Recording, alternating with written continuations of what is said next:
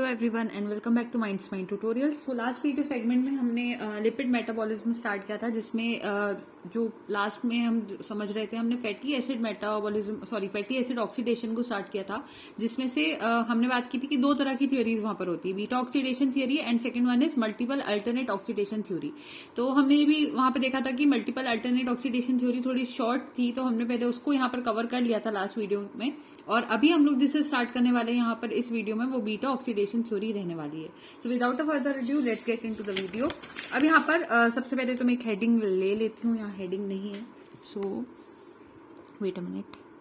सो beta oxidation theory इसको generally accept किया इसलिए किया जाता है क्योंकि इस थ्योरी से हम ये एक्सप्लेन कर पाते हैं कि जो फैटी एसिड्स होते हैं, फॉर एग्जांपल फैटी एसिड्स हैं, उनको अगर हम ऑक्सीडाइज करते हैं, ऑक्सीडाइज अगर करते हैं किसमें, in the animal body, in the animals body, ठीक है, तो वो फैटी एसिड जो होते हैं वो कन्वर्ट होते हैं CO2 के अंदर, H2O के अंदर एंड एनर्जी के अंदर, ये चीजों को अगर हमें समझना होता है तो इस थ्योरी से हम उसको इजीली समझ पाते हैं। समझ में आ रही बात?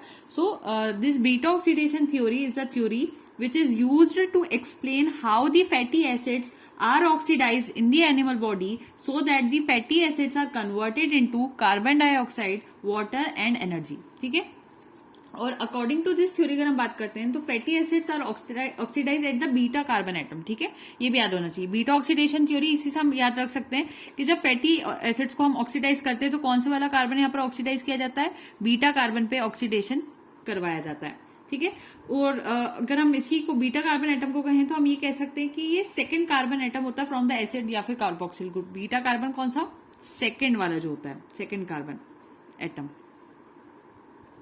फ्रॉम एसिड और कार्बोक्सिल ग्रुप है ना, COOH ग्रुप हो जाता है। सो ये इंपॉर्टेंट पॉइंट था कि according to this theory fatty acids are oxidized at the beta carbon atom, that is the second carbon atom from the acid और द कार्बोक्सिल ग्रुप। ये बात समझ में आती है। अब 5 ऐसी स्टेप्स होती है जिसको एक्सप्लेन किया गया था, जिससे कि हम ये समझ सकते हैं कि ये प्रोसेस जो होती है, पूरी बीटा ऑक्सीडेशन थ्योरी जो पूरी प्रोसेस इसकी 5 स्टेप्स में एक्सप्लेन की गई है। अब वो 5 स्टेप्स कुछ साइंटिस्ट थे जिन्होंने इस बीटा ऑक्सीडेशन थ्योरी को दिया था, तो पहले उनके नेम्स भी हम यहाँ देख लेते हैं। ग्रीन नाम था एक साइंटिस्ट का, दूसरे जो थे वो लाइनन थे, और जो थर्ड थे उनका नाम था केनेडी। ठीक है, उन्होंने 5 स्टेप्स दी थी। ठीक है, और ये भी बताया था कि ये जो 5 स्टेप्स होती है या प्रोसेस होती है, वो जहां पर होती है उस जगह का नाम होता है माइटोकॉन्ड्रिया। माइटोकॉन्ड्रिया में होती है। ये बात क्लियरली होती समझ में आती है अब हमें। अब पहला पॉइंट, अब 5 स्टेप्स है तो उसमें से पहली स्टेप या पहला पॉइंट कह सकते हैं हम, पहला स्टेप देख रहे हैं अब यहाँ पर हम। पहला स्टेप क्या कहता है कि fatty acid in the first step becomes active fatty acid in the form of acetyl coenzyme ए। सबसे पहले जो भी आपके पास फैटी एसिड होगा, आपके पास ये फैटी एसिड है, आप इसका ऑक्सीडेशन करवा रहे हो, तो आपके पास जो भी फैटी एसिड होगा सबसे पहले उसको एक्टिव बना दिया जाता है। अब जब ये एक्टिव बनता है तो उस एक्टिव फैटी एसिड को हम किस फॉर्म में यहाँ पर यूज करते हैं, उसका नाम होता है एसिटाइल कोएंजाइम ए।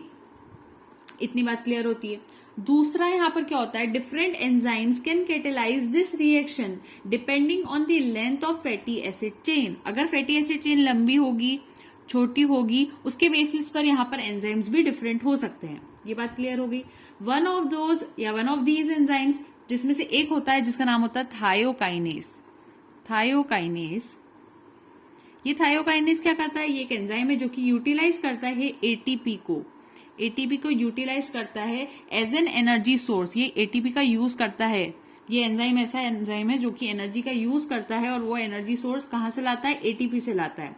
और इन सम सेल्स हम कह सकते हैं succinyl coenzyme A supplies the coenzyme A group and this is catalysed by a thiophorase enzyme. एक और एंजाइम आ जाता है थियोफोरेज एंजाइम। इस टाइप के एंजाइम्स यहाँ पर वर्क कर सकते हैं, तो उनका नाम हमने यहाँ पर देख लिया। अब ये वाली चीजें यहाँ क्लियर होती है। अब सेकंड स्टेप की बात करते हैं। तो फर्स्ट स्टेप तो आपको क्लियरली समझ में आ गई। फर्स्ट स्टेप में बस मैंने आपको इतनी बताया कि थायोकाइनेस, थियोफोरेज एंजाइम, इस टाइप के एंजाइम्स आ जाते हैं, और ये जो एंजाइम्स होते हैं वो यूटिलाइज करते हैं, जैसे थायोकाइनेस एटीपी को यूटिलाइज करता है एज एन एनर्जी सोर्स, और in some cell succinyl coenzyme A supplies the COA group, and this is catalysed by thiophorase enzyme. ये सारी बातें हमने क्लियरली समझ ली। अब सेकंड स्टेप में क्या होता है, इस स्टेप के अंदर जो कैटेलाइजेशन होता है या कैटेलिसिस होता है वो जिसके थ्रू होता है उसका नाम होता है acyl dehydrogenase. Acyl dehydrogenase with FAD, किसके साथ करता है, विथ एफएडी। और एफएडी यहां पर कैसे एक्ट करता है, हाइड्रोजन एक्सेप्टर की तरह एक्ट करता है।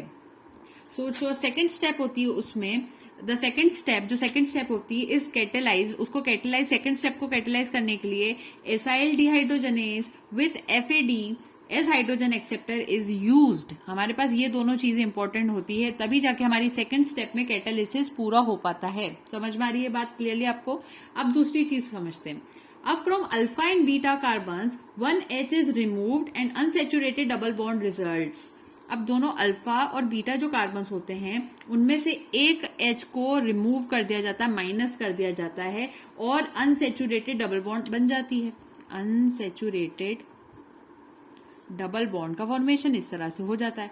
अल्फा और बीटा में से जो अल्फा बीटा कार्बन्स होते हैं, from alpha beta carbons, one hydrogen is removed and unsaturated double bond is formed। ये बात क्लियर हो गई। The H so released are accepted by FAD। और जो यहाँ पर से H हमारे पास से रिमूव हुआ था वो H जाता कहाँ है, तो ये जो FAD होता है वो हाइड्रोजन एक्सेप्टर होता है, तो वो इसको ले लेता है। समझ में आ रही है बात clearly. So the second step is catalysed by an acyl dehydrogenase with FAD as hydrogen acceptor.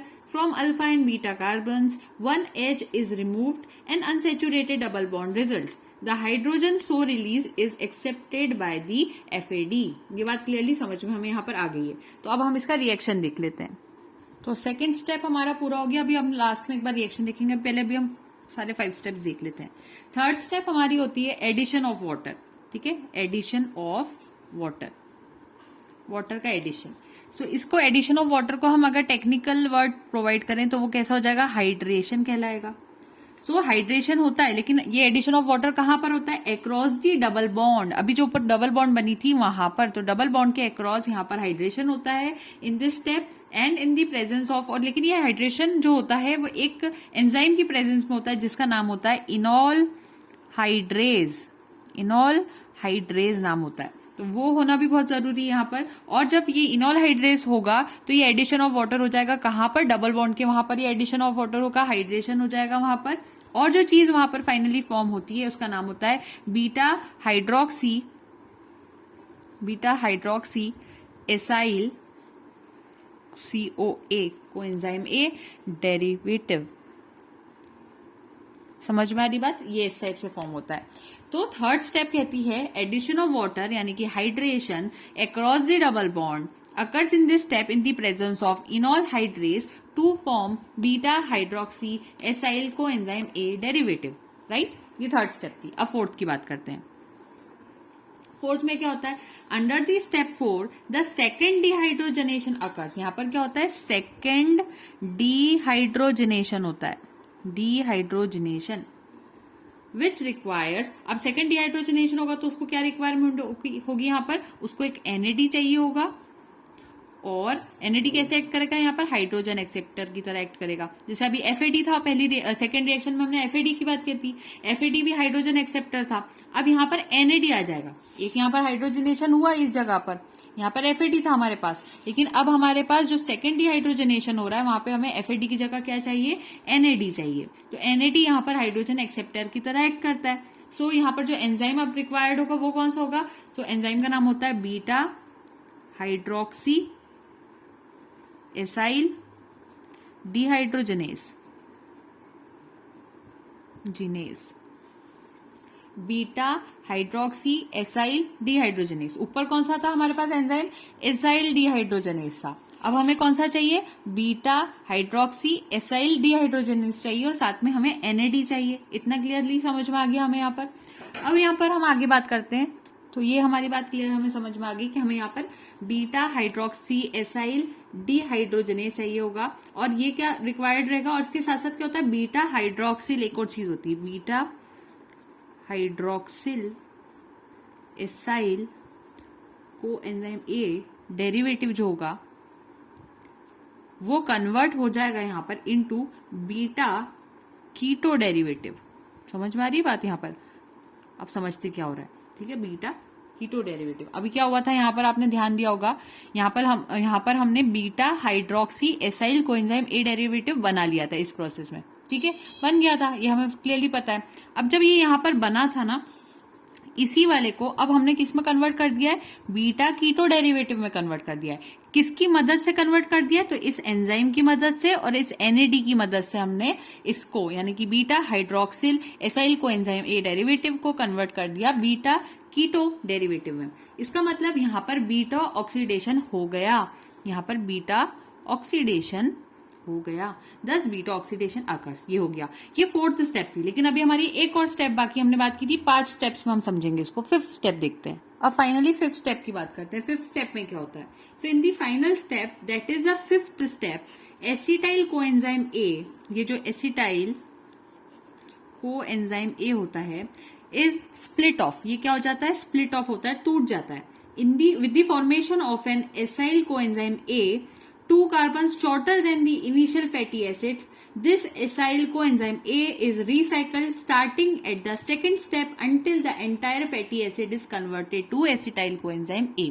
समझते हैं अब, ठीक है। एसिटाइल कोएंजाइम ए किस में टूट गया, एसाइल कोएंजाइम ए में टूट गया। अब ये जो एसाइल कोएंजाइम ए होता है, इसकी क्या खास बात होती है कि इसमें 2 कार्बन शॉर्टर होते हैं, 2 कार्बन यहाँ पर शॉर्टर होते हैं, शॉर्टर देन दी इनिशियल फैटी एसिड। जो सबसे शुरू में हमने जहां से स्टार्टिंग की थी फैटी एसिड की, उस फैटी एसिड से 2 कार्बन कम होते हैं बस। इसमें इतना ही बड़ा फैटी एसिड होता है, बस 2 कार्बन थोड़े कम होते हैं। अब जो हमारे पास यहाँ पर एसाइल कोएंजाइम ए बनता है, लेकिन हमें तो पूरे फैटी एसिड्स को वहां पर खत्म करना है धीरे धीरे करके। तो अब ये जो एसाइल कोएंजाइम ए होता है, ये फिर से जाकर क्या होता है, रिसाइकल होता है, ये रिसाइकल होता है। और starting at the 2nd step, जहां पर मैंने आपको बताई थी ना 2nd स्टेप आती है, तो ये वापस से कहां पहुंच जाता है, ये एसाइल कोएंजाइम ए 2nd स्टेप पर पहुंच जाता है। ऐसे याद रख लेना, 2 कार्बन शॉर्टर होते हैं और 2nd स्टेप पर पहुंचता है, इससे याद हो जाएगा। 2nd स्टेप पे क्या था हमारा, आपको याद होगा कि वहां पर हमने कैटेलाइज करवाया था 2nd स्टेप पे by acyl dehydrogenase with FAD as hydrogen acceptor from alpha and beta carbons, 1H is removed and unsaturated double bond results. ऐसी सारी चीजें हमने समझी थी, उसी को मैंने यहाँ पर एक बार आपको रीड आउट भी कर दिया। ये आपको क्लियरली समझ में आना चाहिए। और जैसे फर्स्ट स्टेप में भी हमें पता है, जो फर्स्ट स्टेप थी हमारी वो क्या थी, फर्स्ट स्टेप एकदम सिंपल थी। वो हमारे नॉर्मल फैटी एसिड को पहले एक्टिव फैटी एसिड बनाने की स्टेप होती है, जिसमें हम सबसे पहले उसको एसाइल कोएंजाइम ए के फॉर्म में लेकर आते हैं। यहाँ पर आपने देखा होगा, सॉरी फर्स्ट स्टेप यहाँ नहीं है, मेरे दूसरे पेज पर है। तो हमारी फर्स्ट स्टेप यही थी कि हम उसको एक्टिव बनाते हैं नॉर्मल फैटी एसिड को। तो इसका नाम मैंने यहाँ एसिटाइल लिख रखा है, सॉरी एसाइल लिखना चाहिए था यहाँ मुझे, एसाइल कोएंजाइम ए, एसाइल, ठीक है, एसाइल कोएंजाइम ए लिखना था यहाँ पर। तो ये रिसाइकल होता है, 2nd स्टेप पर जाता है और फिर 2nd स्टेप से वापस से 5th स्टेप तक आता है। यानी कि यहाँ पर जब 5th स्टेप आती है तो ये 2nd स्टेप में फिर से चले जाता है, फिर 2nd से धीरे धीरे करके फिर 5th तक आता है, फिर 2 कार्बन शॉर्टर और होते हैं, फिर से वापस यही करता है। और ये सेम चीजें तब तक करता रहता है जब तक पूरा एंटायर फैटी एसिड जो था is converted to acetyl coenzyme A. ये तब तक होने वाली चीजें, समझ में आ रही बात। तो ये जो process in the final step हमने बात की कि 5th स्टेप में acetyl coenzyme A is split off with the formation of an acyl coenzyme A. और ये जो एसाइल कोएंजाइम ए होता है is 2 carbon shorter than the initial fatty acid. This acyl coenzyme A is recycled starting at the 2nd step until the entire fatty acid is converted to acetyl coenzyme A। ये पूरी process थी यहाँ पर इसकी। तो यहाँ पर क्या होता है, these molecules of acetyl coenzyme A, अब यहाँ पर ये जैसे फाइनली पूरे बन गए, सारा एंटायर फैटी एसिड जो था वो पूरा बन चुका है एसिटाइल कोएंजाइम ए में, कंप्लीटली बन गया हमारा। तो अब ये जो एसिटाइल कोएंजाइम ए है, अब वो अगर देखा जाए तो वो टूटकर एसाइल कोएंजाइम ए भी नहीं बना रहा है, फाइनली पूरा कंप्लीट एसिटाइल है, ठीक है। अब इस स्टेप में क्या होगा, ये कहाँ एंटर कर जाता है, क्रेब्स साइकिल में एंटर कर जाता है, during which it is broken down into, और जैसे ही क्रेब्स साइकिल में जाता है तो ये एसिटाइल कोएंजाइम है, किस में ब्रोकन डाउन हो जाता है, CO2 में, H2O में, with the formation of ATP, ये सारी चीजों में कन्वर्ट हो जाता है। एसिटाइल कोएंजाइम ए कहाँ चला गया, क्रेब्स साइकिल में चला गया। क्रेब्स साइकिल में जाकर वो ब्रोकन डाउन हो गया कार्बन डाइऑक्साइड में, वाटर में और ATP में। ये बात क्लियर हो गई। यहाँ पर जो ATP हमें ऑब्टेन होती है from the complete oxidation of 18 carbon fatty acids, हमने 18 carbon fatty acid is enormous and as such clearly indicates that importance of lipids in energy metabolism. तो अब हमें समझ में आया कि फैटी एसिड्स के अंदर लिपिड्स का इंपॉर्टेंस इतना ज्यादा क्यों होता है इसके एनर्जी मेटाबॉलिज्म में. तो ये क्लियरली समझ में आ गया होगा कि the ATP obtained from the complete oxidation of an 18 carbon fatty acid is enormous. बहुत ज्यादा एटीपी यहाँ पर बनती है and as such clearly indicates the importance of lipids in energy metabolism. ये बात क्लियर हो गई. अब यहाँ पर जो ऑक्सीडेशन था of 8 NADH 8 FADH formed during fatty acid cycle would yield 40 ATP. अगर हमारे पास 8 NADH है 8 FADH है तो अगर इन दोनों का क्वेश्चन आ जाए एग्जाम में कि अगर मान लो आपको ऑक्सीडेशन करवाया आपने 8 NADH का 8 FADH का, तो आपके पास टोटल कितने ATP बनते हैं? तो वहां पर 40 ATP यानी 40 ATP बनते हैं. राइट. सो इन एडिशन ये याद रखना, आप लिख लेना अपनी नोटबुक्स में, the oxidation of 8 NADH 8 FADH formed during fatty acid cycle would yield 40 ATP. ये फैटी एसिड साइकिल में हो रहा है. ये बात भी क्लियरली समझ में आती है. क्लियर. अब इसके साथ साथ एक चीज और याद रखना, 9 एसिटाइल कोएंजाइम ए 9 एसिटाइल कोएंजाइम ए अगर बन रहे हैं 9 acetyl coenzyme A formed would enter Krebs cycle. जैसे ये बन जाएंगे 9 तो ये कहाँ चले जाएंगे? ये क्रेब्स साइकिल में चले जाएंगे. ईच टर्न ऑफ साइकिल और साइकिल का हर जो टर्न हो जाएगा यहाँ पर yields 12 ATP. 1 turn off cycle, एक टर्न जो होता है साइकिल का वो कितने ATP बनाता है? 12 ATP बनाता है. ठीक है. Thus the total ATP yield at the end would be 108. आखिर में जाकर हम जब देखते हैं टोटल मिलाकर कितने ATP बनते, तो टोटल ATP हमारे पास जो आखिर में बनते हैं वो 108 होते हैं. इतने ज्यादा होते हैं. Thus a total of 148 ATP are produced. और भी ज्यादा टोटल लगा है. यहाँ पर इतने की बात करी थी अभी हमने, इतने एरिया की, तो यहाँ पर टोटल 108 बनते हैं. और थोड़े ऊपर 140 ATP भी बनाए थे हमने यहाँ पर.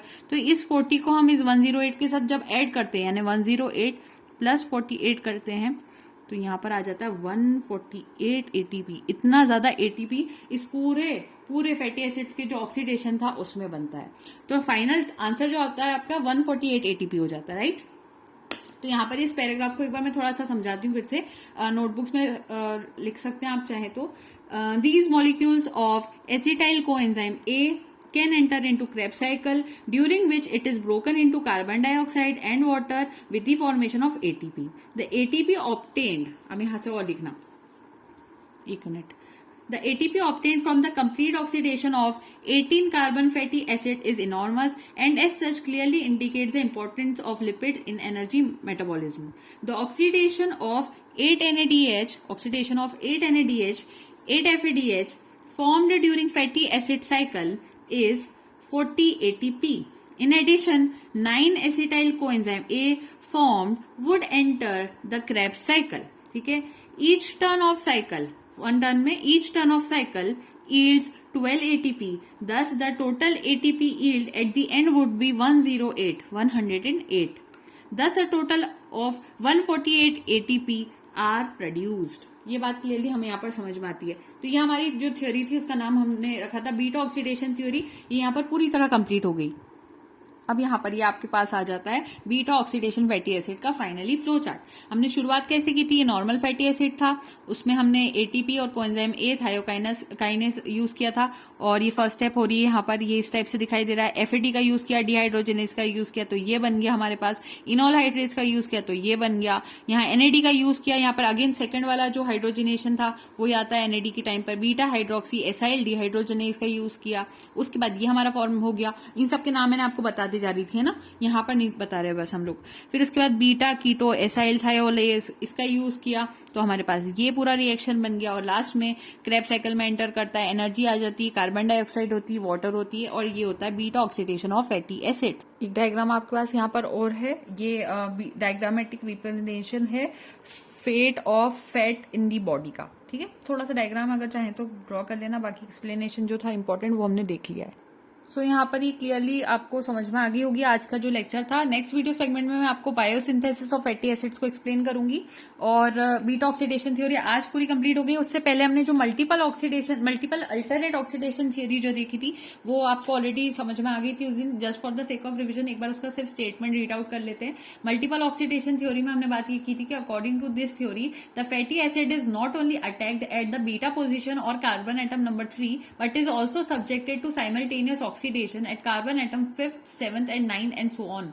एंड इन द प्रोसेस हमने बात की थी जो फॉर्मेशन वहां पर होता है वो कौन सा होता है, पॉलीकीटोनिक एसिड का होता है। इसको हटाई देते हैं, थोड़ा सा कर रहा है। सो पॉलीकीटोनिक एसिड का फॉर्मेशन होता है which then undergoes cleavage at various positions to give rise a number of molecules of acetoacetic acid. Some molecules of acetyl coenzyme A conjugate to form aceto-acetyl coenzyme A और इस तरह से last तक हमने पूरी process देखी थी। तो अगर आपको रिवाइज करना हो तो प्रीवियस वीडियो सेगमेंट है ही पूरी तरह से देखने के लिए। एंड नेक्स्ट वीडियो सेगमेंट में हम स्टार्ट करेंगे बायोसिंथेसिस ऑफ फैटी एसिड्स के साथ।